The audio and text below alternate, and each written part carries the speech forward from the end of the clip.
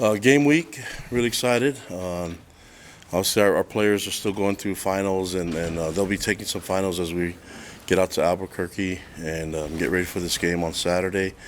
But the timing is right for us. Had some few scuffles in practice. Just the guys they're just so used to competing and playing at teams that I think they're got all this energy, and so either that or finals are really difficult, and the guys are just releasing some of their frustration, and anger. But a lot of really good practices. I just explained to the team that they're just really excited to play a game, and not having one for a few weeks has been an adjustment for them. But we see this all the time in bowl prep. I like what the team has done. I like the improvement that I've seen, especially from the young guys on our fundamentals. And we're really excited about the game, but looking forward to getting out there. And last week it seems like when you get to the game week, that's where the focus and the urgency becomes more important. But I think the guys having finals and getting all their finals done as fast, as soon as they can, has been reminding them that the bowl game's coming right away. And we've had some extra time to prep for SMU, and we really like the matchup. It's going to be difficult, but we're expecting to play out our best this Saturday. So, any questions you guys have? Jared, go ahead. Kalani, you touched on this, but I'm curious about the timing of the bowl game. Depending on when you don't always necessarily know exactly what date it's going to take place. So how do you have to adapt, whether the game's early in the bowl season like it is this year, or midway through the bowl season, or later in the bowl season? How does that affect preparation? You just shift things around once you know what game you go into, and whether it's recruiting or finals or whatever the situation may be, you just adjust. And we've been, we're not the only team that has to do that. Everybody has to adjust to it. So we're just excited that we get to play the game and with the matchup that we're in, and so our guys are looking forward to it. But I don't think the transition's really that difficult when you have you've been around bowls for a while and you've seen the different dates that the games are played on. Everybody has calendars that kind of match whatever bowl game they play, whether it's on the 17th or on Christmas Eve or New Year's Day. Mitch and then Kevin. Kalani, what's the likelihood Jaron Hall plays on Saturday? Okay, well, Jaron has not been eliminated from contention to play, so there's that, and he hasn't been participating as much as we'd like him to be in practices, but this week will tell. So we have, today will be important for us to see how much he's progressed and where he's at, but yeah, still in the mix. So I'll let you know if anything changes. Hey, Kalani, I know Rashee Rice is not playing for SMU. I'm curious how that changes the dynamic of the offense that you're going up against, and also how that changes preparation for you guys this week.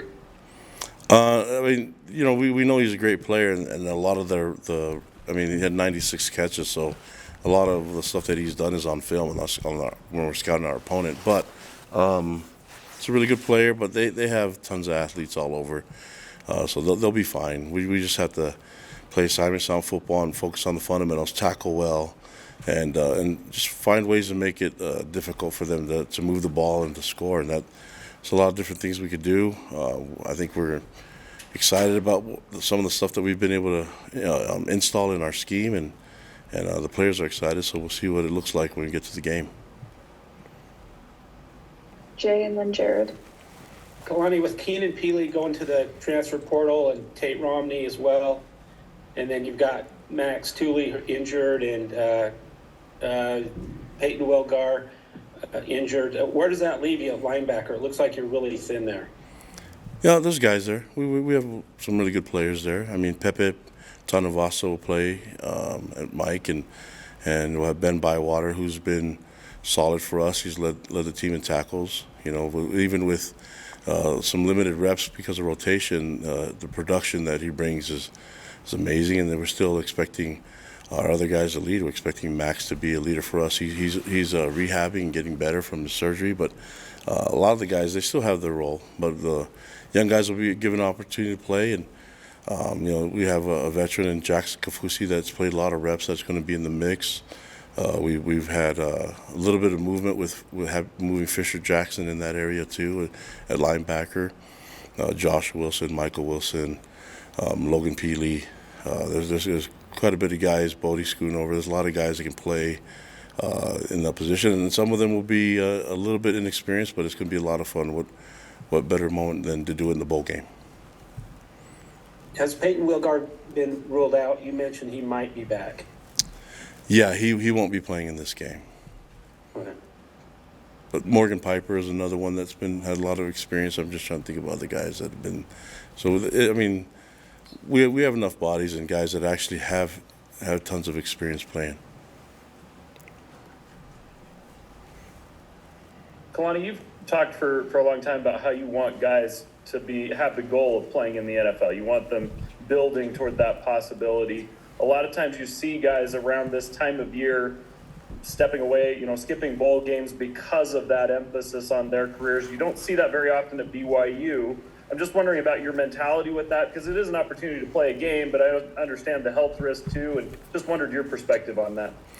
Well, I think a lot of guys are competitors, and I can't speak for everybody else that as everybody says, opts out. But you guys have to understand this is a violent physical sport, and so when guys get to the end of the year, they've been playing through a lot of injuries throughout the whole season, and I mean you look at the receiver that we're playing against SMU, he's been battling a toe injury this entire time, and when they get to the point where the season's done, it gives them some time to now rehab and probably be a little bit more honest about where they are with the physical part of their body, just if they're able to go. And I think a lot of times we expect these young men to just keep battling and to fight through injuries, and he probably saw something that was a little bit more serious, and I know his coach, I know that looking at that as a coaching staff, you don't want your players to sacrifice everything.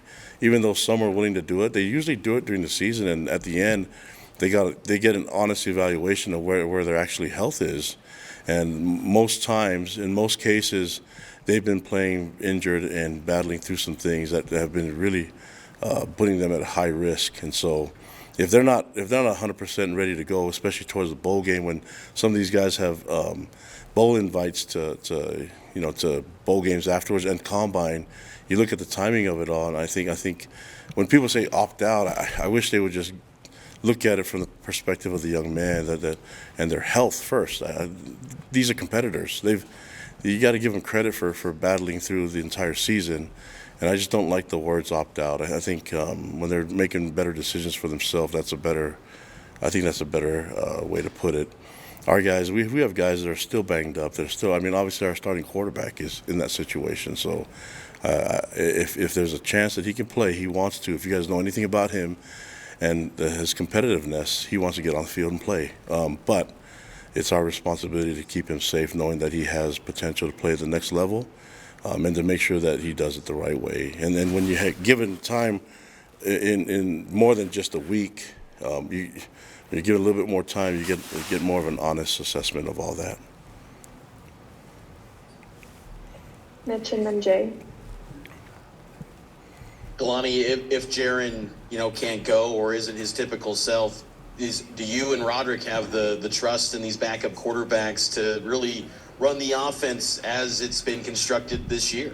Of course, yeah, that's what they're here to do. So I have a lot of confidence in Soljay Mayava and Nick Billups and Cade Finnegan. Those guys, they got to roll. I mean, that's our mindset, and they've practiced really well so far. So going into this game this week, obviously we want to get Jaron ready to roll. But if he's unable to go, I trust those guys. Kalani, I wanted to ask you about Isaac Rex, who I guess we're going to get to talk to here in a minute. Just what is his kind of perseverance through what you were just talking about this year, not being 100%, coming back, and what he's added to the team? Yeah, I mean, everybody knows that he's struggling through injury and he's not 100%. You can see it, but it doesn't change the way he plays, the intensity and how physical he is. at the line of scrimmage and what we require him to do in route running and catching the ball. He does it all, and that's motivating to our guys. He is slowly getting there to being 100%. I think he's more at that point now than he's been all year, and he's a guy that hasn't been able to really recover because every week he keeps battling, and just his level of toughness, and it's not just the physical toughness, but his mental toughness. That injury that he came back from is not easy, and so he's defying a lot of the medical. When they're looking at him, they thought he wouldn't be able to play at all this year, and not only has he played, he's been very effective and has played not a huge drop off from what he's done in the past. And so I think this game this week, I'm hoping, and you see it in practice, he'll be probably at his best that he's been all year, and I can't wait to see it happen. Sean and then Kevin.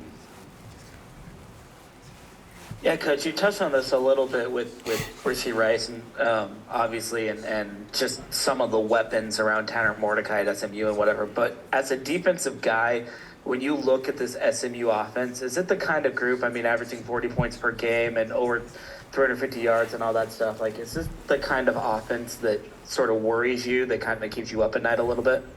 Yeah, it's the type of offense that worries everyone. But I mean, that's any offense that has an identity and can lean on that. And they lean heavily on Mordecai and his abilities to spread the ball out, and he can attack you downfield, but he can also run the ball too.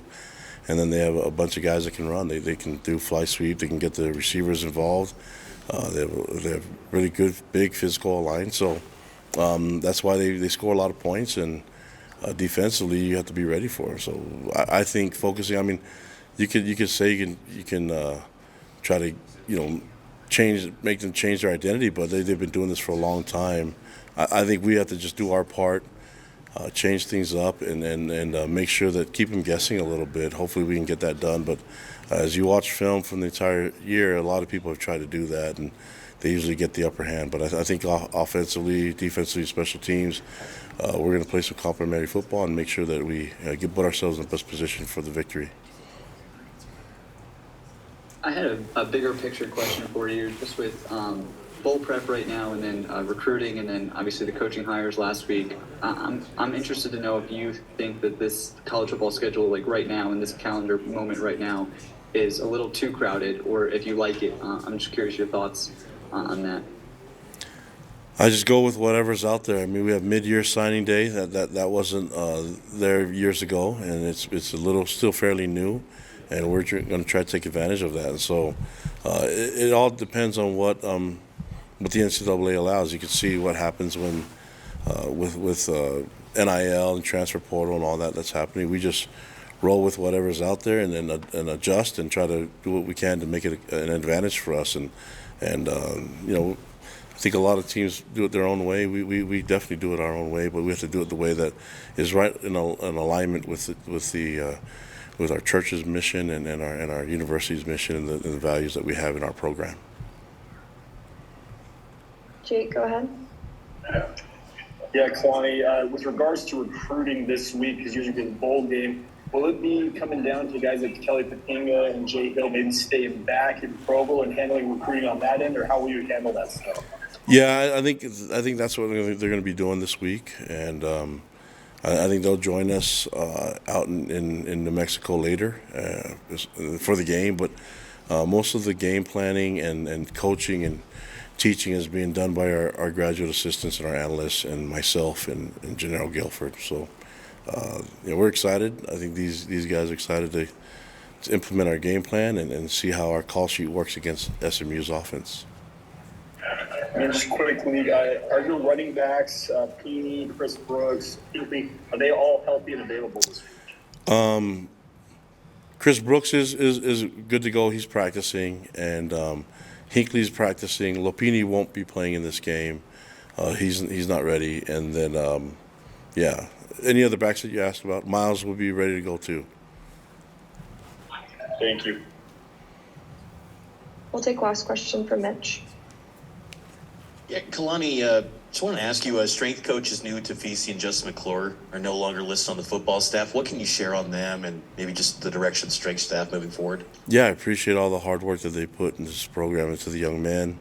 They've done a great job, and we need a change and looking in a different direction. What we're trying to do with our players in the weight room, and also with what we know about sports science and with the training room. So we're trying to bridge that together from our training room to our weight room, and what we have the vision of where we can help our players be healthy but get strong at the same time and still keep that level of physicality that we have on the field. Is someone within being promoted to the head strength and conditioning coach? Has that been designed or Yeah, designated, we have guys that are running the program right now, and they're doing just fine. So right now Spencer Reed is handling as interim with help from Kobe Clausen and Scott Ermaine. But we also have Dalton that's involved and Kalani that's there working with him too. Awesome. Thanks so much, Coach. Thanks, guys.